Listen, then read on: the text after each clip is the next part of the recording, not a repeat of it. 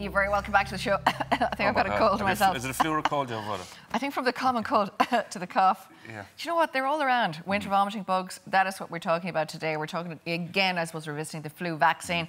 But it affects all of us, literally, lots of little bugs this time of the year. Well, we are very lucky. We have a Yes, superhero in studio today, all the way from Boots. We have Paula O'Reilly. Paula, great to have you. Hi, Before we chat about some of the products here on the table, there are things we can do ourselves. Yeah, so this time of year we're seeing loads of people coming in, unfortunately, with the common cold, with coughs. But I suppose I was here a few weeks ago talking about the flu vaccine. So what I would say is, if you haven't got your flu vaccine yet, it's not too late. It's still really important to get the flu vaccine. And that's one of the best ways, I suppose, of helping prevent catching the flu really this season. The flu has landed, though. I mean, there is flu in the country already, Oh, there isn't is, yeah, there is. But as I said, some people think then once it's landed that, you know, maybe they still can't get the vaccine. But it's not the case at all. They can still absolutely get it. Particularly with the small has gone back to school as well last Monday. But they're bringing everything Lots home of things flying around the place as well, Paula. Exactly. So flu vaccine #1, but there's loads of other things you can do as well. You know, I said it before, eating well during the winter months and just help build up your immune system as well. Plenty of foods that contain vitamin C, loads of fruit, vegetables. Yeah, it is really important that you are eating well. It will just help build up the immune system. The only problem with this time of year, though, Paula, we always kind of stray to the unhealthy stuff. I do anyway. I don't know about anyone else. Not anymore, though. I can still go down that road, you know, kind of pizzas and stuff, and I shouldn't be the dark evenings and everything coming from work. The fire down, And activity, getting active is important still, trying to get out for a walk or in the gym or that type of thing. Because sometimes people hibernate during the winter months and they stay indoors, but there's still loads you can do. Even you can do exercise in the home as well, that you don't actually have to go outside. So it's just trying to find what works for you. Yeah, it's true. Okay, let us talk about what we can do, or maybe products that are out there that may prevent. I suppose we always have to say may prevent. These kind of nasal sprays are claimed to stop bugs getting into your respiratory system. So definitely the most common complaint at the minute is a common cold. So the one you have there is, it's preventative as such. So it's a nasal spray that you use, and it's kind of a barrier effect. And it's when you have the first signs and symptoms of a cold coming on. And it's a cold virus, it is. Oh, yeah. So the common cold is caused by over 200 different viruses circulating. My goodness. And you can pick it up from simple things. It's obviously airborne, but you can also pick it up from door handles and from, cups, any kind of thing. Not washing your hands properly, sneezing into your hands, all that type of stuff. Hands with people through the pores. Is that true, Paula? Oh, yeah, that's true. So very easy to pick it up. And that's why most of us at some stage will probably suffer from the cold during the winter. How long does it last? If you get the virus, is it? And it can vary. So up to 2 weeks. Some people, though, you'll have a cough or some symptoms that will persist even longer. I can see people coming in with coughs that are going on longer than that.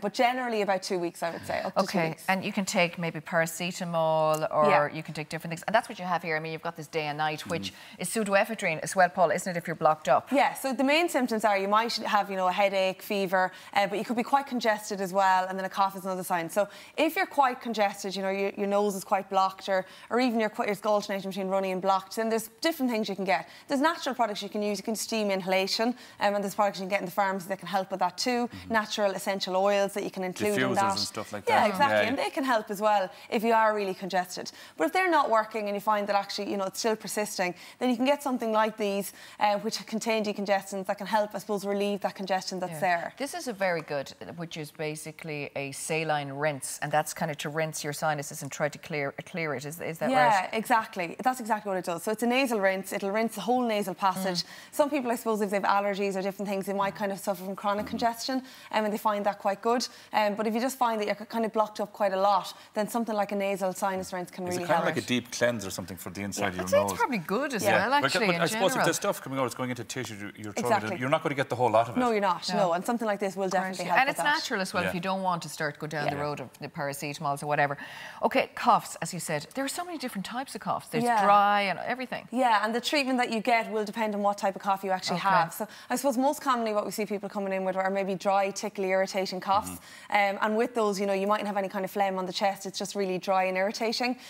Or the opposite, then you might have a real chesty cough where there's an awful lot of phlegm building up and it may or may not be coming up. And is that what those expectorants do? They bring up the phlegm? Yeah, so they kind of break the phlegm down, and they just help kind of bring it up then and make it easier. I find if you don't tackle the dry cough correctly, it turns into the chest. It goes into your chest. It goes into my chest anyway. Yeah, it can do. And what I will say about dry coughs is actually some of them can be triggered by some medications as well. So it's really important that actually if you have a chronic cough at all, you do get it checked out to see that it's not caused by something else. Most commonly it is just viral and it will go away itself. There's no need to go to the doctor. But some of the cough bottles that you can get on the market will, I suppose, just help to relieve the symptoms. I wonder how long you should actually wait before you actually go to a doctor, Paula. What's your own view? Well, with a cough, I would say anything persisting beyond 3 weeks or anything that has come on recently after starting maybe a new medication. Check with your pharmacist. They'll be able to give you good advice as to whether or not they think you need to go to the doctor. We have stuff for the smallies as well. Yeah, I suppose, of course, I mean, you can't forget the small. And it's so hard to explain to a child to take medication or to what they do, even inhalations, that type of thing. So there's things that you can do, like there's rubs that you can put on the chest to kind of just help open up the airways. Diffusers are good as well because they don't even realise they're breathing it in. Exactly, they don't even know it, exactly. And then there's other little things, you can get little capsules that you can snip, and again, it's just kind of like different kind of essential oils, and you can put them on handkerchiefs in their cot or anywhere that they can't actually, I suppose, put it up to their face, but that can help inhale and relieve kind of congestion there too. Saline as well, you can get saline nasal drops, you can get saline nasal sprays. They're great, I find that brilliant. On Cal? He does it now, I do. Does fire up his nose? I do.